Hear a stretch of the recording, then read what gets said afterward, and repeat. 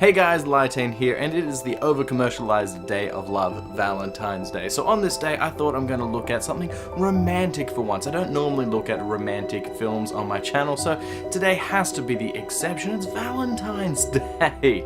So today I'm going to be looking at Before We Go and seeing if it's worth it.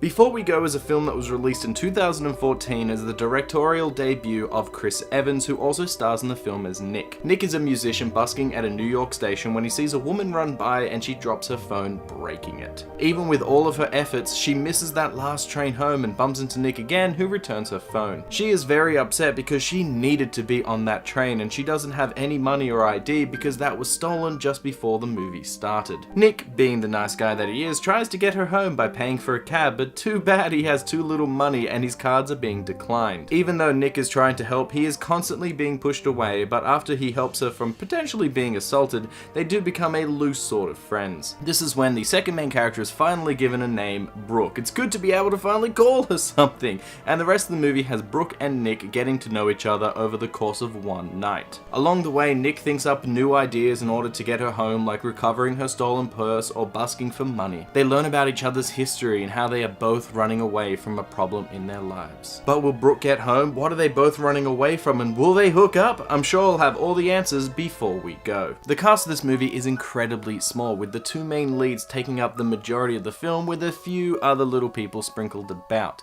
Now, the first main lead is Nick, like I mentioned before, played by Chris Evans, and you definitely know him as Captain America, and maybe even Johnny Storm, because he was Johnny Storm as well. As a character, Nick is okay. He's upbeat, he's optimistic, and he's trying really hard to get Brooke home. Though he does have a depressing past, and he does flicker into that I'm so sad and I can't do anything kind of moments, but for the majority of the film, he's pretty upbeat.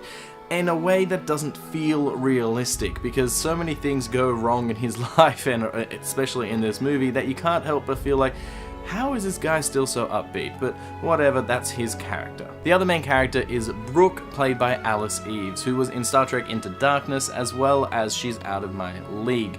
And as a character, she is a little bit harder to get to like, because she is quite abrasive and quite upfront at the beginning of the film, and I find that throughout the course of the film she's a lot more jaded than Nick is, and you can't help but like Nick because he's so much more upbeat, and in comparison to her, where she's not upbeat, you kind of get this vibe like, why is he even talking to her, like, throughout the entire film?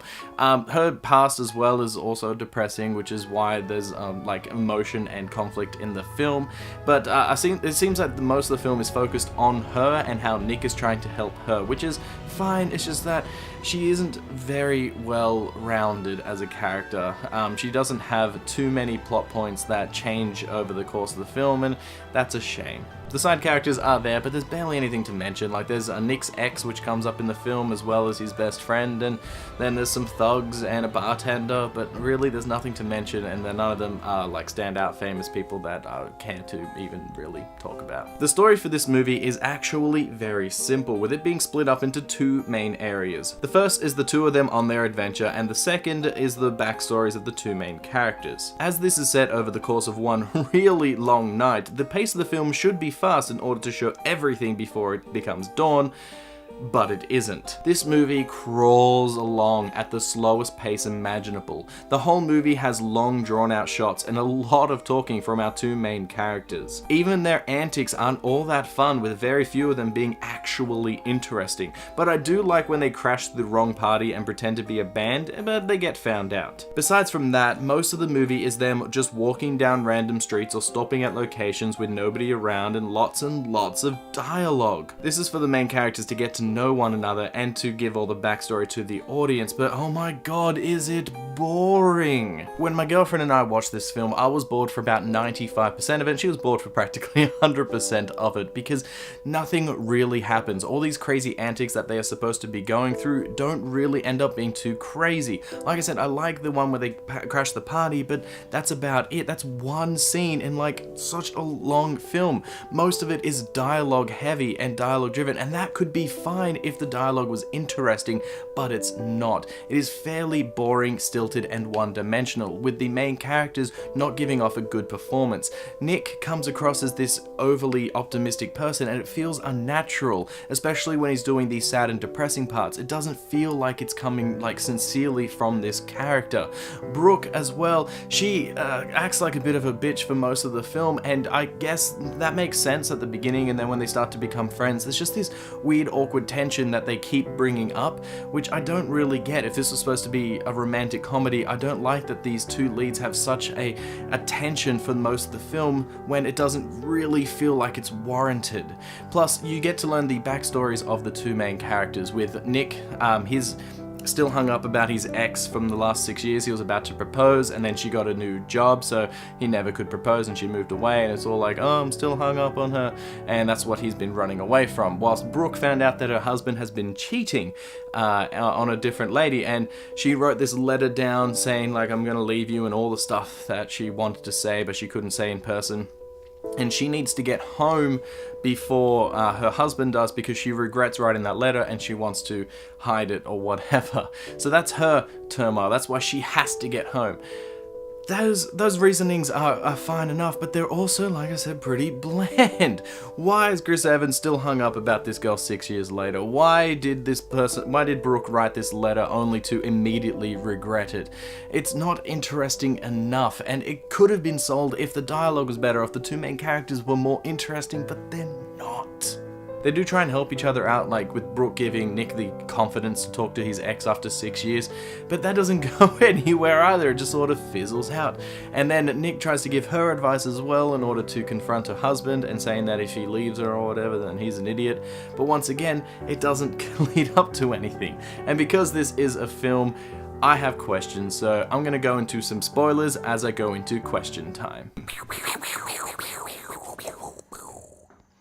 The ending of this film was such a letdown. As a romantic comedy, you'd expect to have more humor, or even the two of the main characters to end up together, but they don't. Brooke manages to get a bus back in the morning to face the consequences of her actions, but we never find out what happens. Does her cheating husband take her back, or what? And what about her obvious feelings towards Nick? Nick even slips a card into a handbag that we never get to see what's on it. Is it his contact details, or a place to meet up, or just a picture of him as Captain America?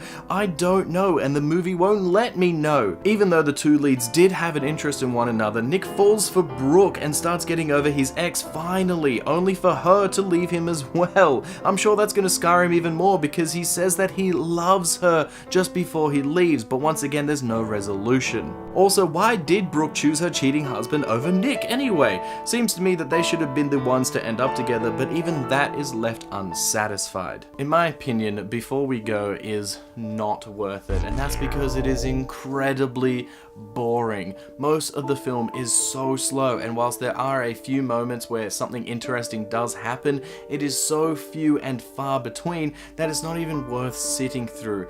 The main characters are boring, their backstories are boring, the dialogue is poorly done, the dialogue acted is also poorly done.